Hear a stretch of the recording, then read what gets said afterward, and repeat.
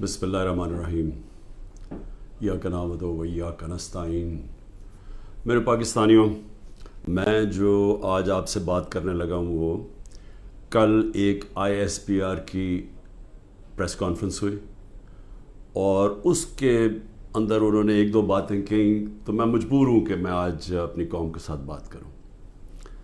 جو انہوں نے بات کی کہ یہ پاکستان کے خلاف بغاوت اور اشارہ سارا تحریک انصاف کے اوپر کہ ہم نے بغاوت کی ہے، اور یہ کہ یہ پہلے سے پلان بن رہا تھا اس کا کہ ہم یہ پہلے سے تیاری کر رہے تھے بغاوت کرنے کے لیے، اور یہ اپنی فوج کے خلاف یہ سارا یہ ہم نے کیا، اور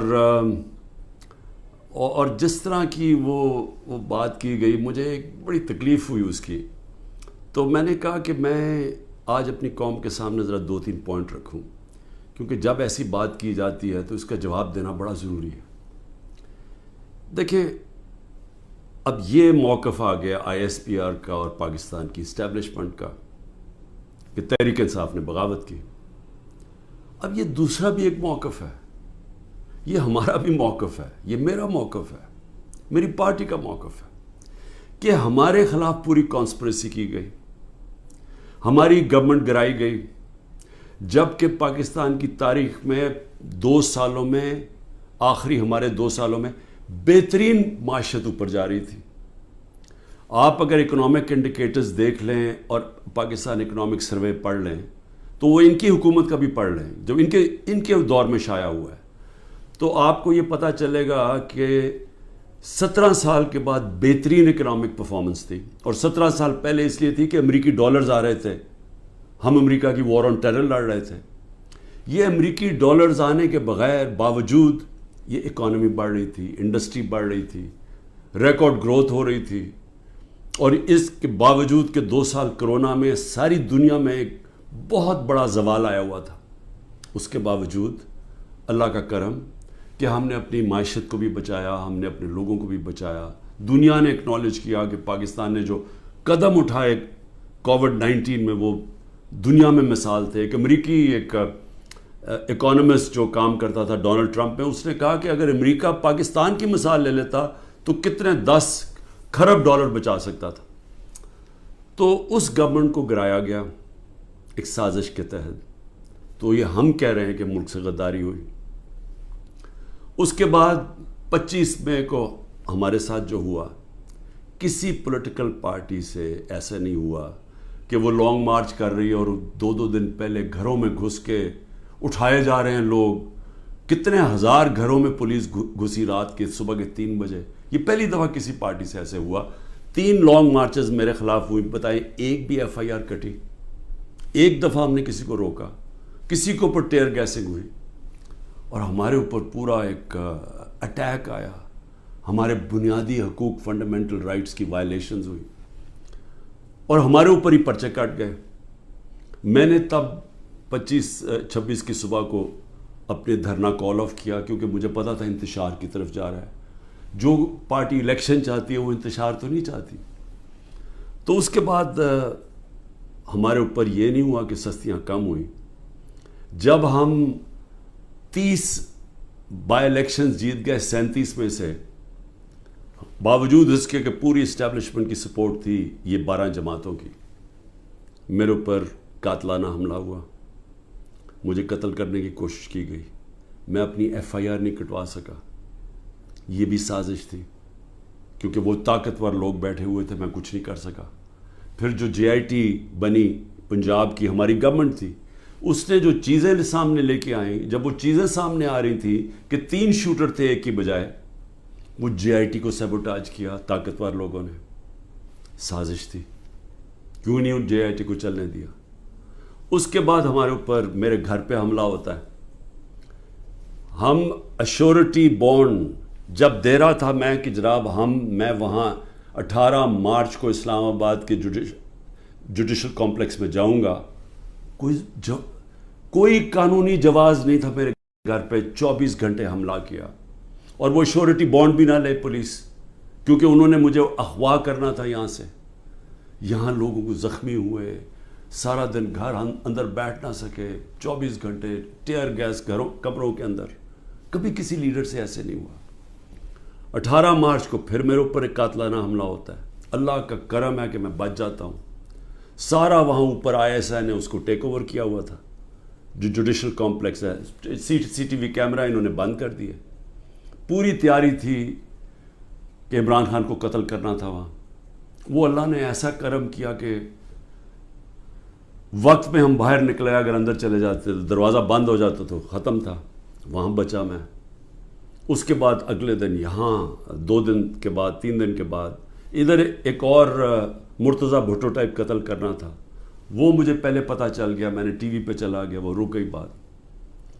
تو سازش تو کیا ہو رہی تھی؟ سازش یہ ہو رہی تھی کہ ایک پارٹی جو جیتنے جا رہی تھی الیکشن، اس کو پارٹی کو ختم کرنے کے لیے لیڈر کو ختم کرنا تھا. اور پلان تب سے ہی بنا ہوا تھا. کیسز شروع ہو گئے تھے مہینوں کے اندر. جیسے 70 سال میں ایک آدمی کے اوپر ایک کرمنل کیس نہیں ہوتا، چند مہینے میں آج 170 سے زیادہ کیس ہو چکے ہیں. یہ یعنی کون سا انصاف کا تقاضا ہے کہ ہر قسم کا جو ہر دوسرے دن کوئی نیا کیس ہو جاتا ہے. سارا میرا وقت ایک عدالت سے دوسری عدالت میں لگتا ہے. تو یہ کون سا، یہ ملک کی بہتری کے لیے ہو رہا ہے کہ ایک پارٹی، سب سے بڑی پارٹی کو باہر رکھنا؟ اس سے بڑی سازش کیا ہے؟ جمہوریت، سب سے بڑی پارٹی کو ختم کرنے کا مطلب جمہوریت ختم کرنا ہے، اور جمہوریت ختم کرنے کا مطلب آزادی ختم کرنا ہے. تو یہ کیا ملک کے خلاف سازش نہیں ہے؟ اور پھر جو 9 مئی کو ہوا، اب ISPR صاحب کہہ رہے ہیں کہ جناب 9 مئی کو جو ہوا ہے وہ ایک بڑی سازش چلتی آ رہی تھی. تو وہ سازش سامنے آئی، بغاوت. مجھے یہ بتائیں کہ میں جب یہاں سے، مجھے پتا تھا پکڑنا انہوں نے مجھے 9 مئی کو، میں اس سے پہلے ویڈیو ریکارڈ کر کے گیا کہ اگر مجھے پکڑنا ہے مجھے وارنٹ دے دیں اور میں آرام سے اپنے آپ کو آپ کے حوالے کر دوں گا. کوئی ضرورت نہیں ہے کہ یہ جو میرے گھر کے باہر ہوا کہ پولیس، 1000 پولیس اور رینجرز اٹیک کر رہے ہیں. سب کے سامنے جو ہوا کہ رینجرز بھی نہیں بلکہ وہ کمانڈوز تھے، انہوں نے اٹیک کیا، شیشے توڑے. عملہ جو بیٹھا ہوا تھا رجسٹری آفس کا اسلام آباد ہائی کورٹ، اس کو مارا، وکیلوں کو مارا. مجھے لگا ڈنڈا، مجھے اس طرح لے کے گئے جس طرح کوئی دہشت گرد ہے. غیر قانونی طور پہ مجھے پکڑا. کیا یہ بھی سازش کا حصہ تھا؟ کیونکہ اس کی وجہ سے اشتعال آنا تھا لوگوں کو. اور ہمارا موقف یہ ہے کہ اس کو استعمال کر کے ایک پورا کریک ڈاؤن کیا گیا جو پہلے سے پلان تھا. ہو ہی نہیں سکتا کہ 2 دنوں کے اندر آپ 10,000 لوگوں کو جیلوں میں ڈال دیں پکڑ کے، جب سے پہلے سے پلان نہیں بنا ہوا تھا. اور اس کے بعد جو بھی چیزیں ہو رہی ہیں کہ جو PTI کا ہے اس کو پکڑ لیتے ہیں، جیلوں میں ڈال دیتے ہیں، بری طرح رکھا جا رہا ہے، تشدد کیا جا رہا ہے، کسٹوڈیل ٹارچر کی جا رہی ہے. اور جو ہاتھ کھڑا کر کے کہتا ہے جی میں تحریک انصاف چھوڑ رہا ہوں، سب کچھ معاف. تو میرا اب سوال یہ ہے کہ ISPR کا یہ موقف ہے کہ فوج کے خلاف بغاوت ہے. ہمارا یہ موقف ہے کہ یہ ہمارے خلاف پوری سازش ہوئی پارٹی کو ختم کرنے کی، تاکہ وہ الیکشن نہ لڑ سکے اور عمران خان کو الیکشن سے باہر کیا جائے. یہ 170 کیسز اس لیے ہیں کہ کسی طرح ڈسکوالیفائی کرو یا جیل میں ڈالو. اور یہ ملٹری کورٹس بھی میری نظر میں اس لیے ہیں کیونکہ سول کورٹس کے اندر یہ جو سارے کیسز ہیں یہ کبھی چل سکتے ہی نہیں ہیں، کیونکہ بوگس کیسز ہیں. تو اس لیے ملٹری کورٹس بنائے جا رہے ہیں تاکہ اس میں عمران خان کو سزا دی جائے، تاکہ وہ الیکشن سے باہر ہو جائے. تو میں آج اپنی ملٹری اسٹیبلشمنٹ کو کہنا چاہتا ہوں کہ دیکھیں، انصاف کا تقاضا تو یہ ہے کہ ISPR نے تو فیصلہ کر کے ہمیں دے دیا، اور جو بھی بیان آتے ہیں اسٹیبلشمنٹ سے اس سے واضح ہوتا ہے کہ ہم ہی بغاوت کر رہے ہیں، PTI اور عمران خان. آپ نے تو اپنا مائنڈ دے دیا ہے. تو اب سوال یہ ہے کہ آپ ملٹری کورٹس میں اب کیسے فیصلہ کر سکتے ہیں؟ کیونکہ جج، جوری اور ایکسیکیوشن تو اب بن ہی نہیں سکتے. وہ تو انصاف ہوتا ہی نہیں ہے. انصاف تو وہ ہوتا ہے کہ میرا موقف ہے اور ایک اسٹیبلشمنٹ کا موقف ہے. بیچ میں تو کوئی جج بیٹھ کے فیصلہ کرتا ہے نا کہ کون ٹھیک کہہ رہا ہے. مجھے موقع دیا جائے، میں انشاءاللہ ثابت کروں گا. میرے پاس تو اب آہستہ آہستہ ثبوت آیا نا کہ یہ پورا پلان کر کے 9 مئی کو انتشار کیا گیا ہے. یہ جو جگہیں جلائی گئی ہیں یہ پلان ہوا تھا پہلے سے. یہ جو پکڑے تھے 10,000 لوگ یہ پہلے سے پلان بنا ہوا تھا, اور یہ پلان صرف ایک مقصد سے تھا کہ تحریک انصاف کو ختم کرنا ہے. یعنی جو کاٹا ڈالا ہوا تھا, جو بار بار مجھے ہمیں اسٹیبلشمنٹ بتاتی تھی, جو میرے ابھی بھی لوگوں کو ملتی ہے, تو ہمارے جو سارے لوگوں کو ملتی ہے ان کو یہ کہ جی عمران خان کے اوپر کاٹا ڈال گیا ہے, آپ کسی اور پارٹی میں چلے جائیں, پی ٹی آئی کا کوئی مستقبل نہیں ہے. پہلے تو ان کی بزنسز بھی بند کرتے ہیں, گھر بھی توڑتے ہیں, سب کچھ, لیکن ساتھ پھر یہ مایوس بھی کر دیتے کہ جی عمران خان کا تو کوئی چانس ہی نہیں ہے. تو بڑے ریسپیکٹفلی میں کہنا چاہتا ہوں کہ ایک یہ عدالت میں کیس چلنا چاہیے اور اوپن ٹرائل ہونی چاہیے. میری ایک اور ریکویسٹ ہے, یہ ٹیلی وائز ہونی چاہیے ٹرائل, کیونکہ ایک ملک کے خلاف اگر بغاوت ہے تو یہ کوئی چھوٹی چیز نہیں ہے. تو یہ چھپا کے نہیں ہونی چاہیے, پبلک میں ہونی چاہیے. سارے جو آپ کہتے ہیں کہ آپ کے پاس ثبوت ہیں آپ لے کے آئیں, جو میرے پاس ثبوت ہے وہ ہم لے کے آتے ہیں, قوم کے سامنے رکھیں. کیونکہ اگر اپنی فوج کے خلاف کوئی بغاوت کرتا ہے اس کو سزا ملنی چاہیے. میری طرح کا آدمی جو فیصلہ ساری باہر 20 سال باہر کمائی کی, سب کچھ بیچ کے آج میرا پاکستان میں, میرا ایک پیسہ پاکستان سے باہر نہیں ہے. تو مجھے اگر غدار کہا جا رہا ہے تو مجھے موقع ملنا چاہیے اپنے آپ کو بے قصور ثابت کرنے کا پبلکلی. اور دوسری طرف جن لوگوں کو آج اوپر بٹھایا گیا ہے, جو سارے آج دبئی بیٹھے ہیں, پاکستان کے فیصلے دبئی میں ہو رہے ہیں. مجھے یہ آج بتا دیں کہ کبھی سنا ہے نریندر مودی جا کے کسی اور ملک کے اندر اپنے وزیروں کو بٹھا کے فیصلے کر رہا ہے؟ کبھی سنا ہے کہ برطانیہ کا پرائم منسٹر جا کے یورپ میں بیٹھا ہوا, یا یورپین پرائم منسٹرز کہیں اور جا کے کر رہے ہیں؟ کبھی دنیا میں سنا ہی ہے؟ یہ ملک سے مذاق کیا ہو رہا ہے کہ جن لوگوں کا اسٹیک ہی پاکستان میں نہیں ہے, ان کی دبئی میں بڑی بڑی پراپرٹیز ہیں, لنڈن میں بڑی پراپرٹیز ہیں, اور یہ مجھے کس نے بتایا ہے؟ یہ ہماری ISI نے ہمیں بتایا ہے. یہ نیب کے جو پہلے چیئرمین تھے جنرل امجد, انہوں نے مجھے آج سے 20 سال پہلے 23 سال پہلے پوری بریفنگ دی کہ ان کی کتنی پراپرٹیز ہیں ملک سے باہر. یہ سارا وقت ہمیں کدھر سے انفارمیشن آتی تھی؟ کیونکہ ISI کے پاس انفارمیشن ہوتی تھی, ادھر سے ہمیں انفارمیشن ملتی تھی کہ ان کی کتنی پراپرٹیز باہر ہیں, انہوں نے کتنا پیسہ کیا, فلانی ڈیل سے کتنا پیسہ کمایا. وہ لوگ جو آج اربوں ڈالر کی باہر پراپرٹیز لے کے بیٹھے ہیں, جن لوگوں میں ایک کہتا ہے کہ نواز شریف کہتا ہے کہ ہندوستان کو کہ جی یہ پاکستانی فوج دہشت گردی کر رہی ہے ڈان لیکس میں, دوسری طرف واسف زرداری جا کے کہتا ہے امریکنوں کو کہ جی ایڈمرل منل کو, وہ حسین حقانی اس کا ایمبیسڈر کہتا ہے کہ ہمیں بچا لو پاکستانی فوج سے, امریکنوں کو کہتا ہے. وہ ٹھیک ہیں جن کے اربوں ڈالر باہر پڑے ہیں, اور جو آج سارے مل کے, یعنی پاکستان میں انہیں کوئی جگہ نہیں ملی میٹنگ کے لیے, وہ باہر بیٹھے ہوئے سارے. اور عمران خان جو سب کچھ اپنا چھوڑ کے بیچ کے آج پاکستان ہے, وہ غدار بن گئے. مجھے یہ بتائیں, میں پرائم منسٹر 3.5 سال تھا, مجھے ایک بتائیں میں نے نجی دورہ کیا ہو, پرائیویٹ وزٹ کی ہو. میرے بچے انگلینڈ میں تھے, 2 دفعہ مجھے برطانیہ کے پرائم منسٹر نے آفر کی کہ لنڈن آؤ, میں کیوں نہیں گیا؟